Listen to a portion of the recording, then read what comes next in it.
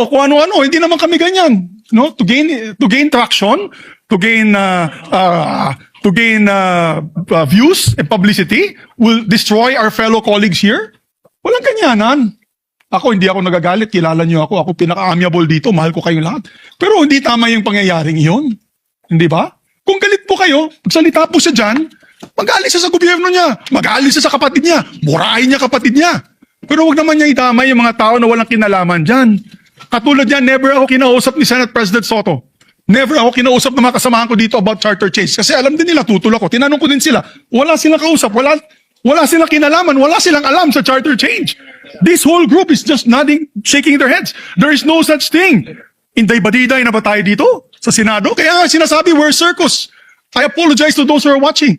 They think we're a circus. We are a circus because this type of language that we are pushing in this August chamber